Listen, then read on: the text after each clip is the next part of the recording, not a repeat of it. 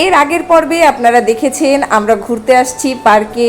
তো আজকে দেখাবো যে আমরা পার্কে এসে কি কি খেলাম। তো ফার্স্টেই দেখাচ্ছি আপনাদের আম মাখা। এই আম মাখাটা একদম বাজে, হ্যাঁ ভাই অনেক বাজে। আমি খাইতেই পারি নাই, আমার বোনকে পুরাটা দিয়ে দিছিলাম, কারণ এত বাজে আম মাখা আমি জীবনও খাইনি। আমি ঘরে যেটা বানাই সেটা এর থেকে হাজার গুণ ভালো। তারপরে এই ফুচকা দেখা তো আর লোভ সামলাইতে পারলাম না, দৌড়াইয়া গেলাম ফুচকার কাছে। ভাই ফুচকার কাছে গিয়ে মনটা একদম পুরো চুরমার হয়ে গেছে আমার। আমি হতাশ।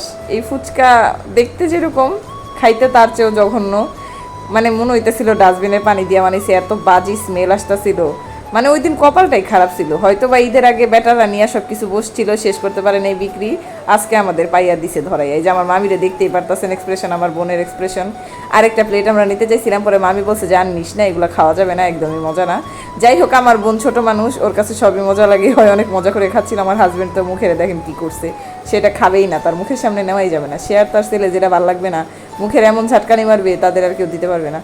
যাই হোক গা, পরে আরেকটা মানে কি বলবো, নেই প্লেট। আমি এমনি দাঁড়াইছিলাম, ওনাদের এখান থেকে একটু খাইছিলাম, আমার মামির এখান থেকে মনে হয় একটা খাইছিলাম, আর আমার বোনের এখান থেকে একটা খাইছিলাম। কি বলবো ভাই, এত জঘন্য ভালো হয়েছে, আরেকটা প্লেট নিয়ে নিই আমি।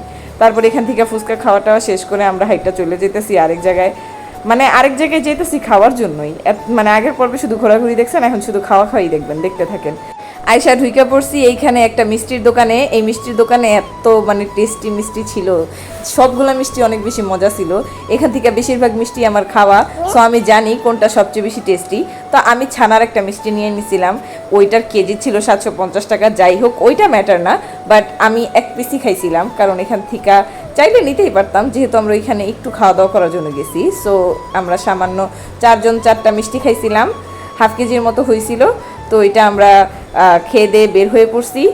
তানিশা যেটা নিছিল সেটা অনেকই মানে খারাপ ছিল, দেখতে বড় ছিল বাট খাইতে ভালো ছিল না। তো ওরটা থেকে অর্ধেকটার বেশি আমিই খাইছি, অর্ধেকটাও খাইতে পারে নাই ছোটো মানুষ। তারপরে কোকা কোলা নিছিলাম, ওইটা খাইতে খাইতে চলে যাইতেছি আমাদের বাসার জন্য। এই দেখেন আমার বোনের হাতে আম্মা খাটা এখন আছে, মানে এত বাজে হয়েছিল, পুরাই জঘন্য। তো এটাই ছিল আমাদের খাওয়া দাওয়ার ঘোরাঘুরি। এখানে কিয়ানের বাবারে না জ্বালাইলে আমার ভালোই লাগে না। কিয়ান তো সারা সময় ঘুমাইয়াই ছিল, এখন বাসায় যেতেছি, এখন সে জাগনা হয়েছে। যাই হোক গা, জাগনা থাকলেই ভালো, ঘুমাই গেলে গা অনেক সমস্যা হয় ওরে নিয়ে হাঁটাচলা করা। কি আর বলতাম, আমার ছেলেটা মাশাল্লাহ পুরাই, ওর একটা জিন্সের প্যান্ট পরাইছি আর সুন্দর ফুলওয়ালা শার্ট পরাই দিছি, টি শার্ট, আর অনেক বেশি খুশি। এখানে কিয়ানের বাবা আমাদের ছোট করে একটা মানে ভিডিও করে দিছিল, ভালোই হয়েছে, পরে দেখলাম, যার কারণে অ্যাড করে দিছি। কিয়ানের বাবা মাঝে মধ্যে একটু ভালো টালো কাজ করে, বুঝছেন, সবসময় করে না, একটু মাঝে মধ্যেই করে। যাই হোক, এটা নিয়েই আমি খুশি। ঘোরাঘুরি করলাম, খাওয়া দাওয়া করলাম, এখন বাসায় চলে যাব। আমাদের ব্লগটি যদি ভালো লেগে থাকে অবশ্যই লাইক কমেন্ট শেয়ার করে দিবেন, ফলো করে দিবেন, সাবস্ক্রাইব করে দিবেন। সবাই ভালো থাকবেন, আল্লাহ হাফেজ।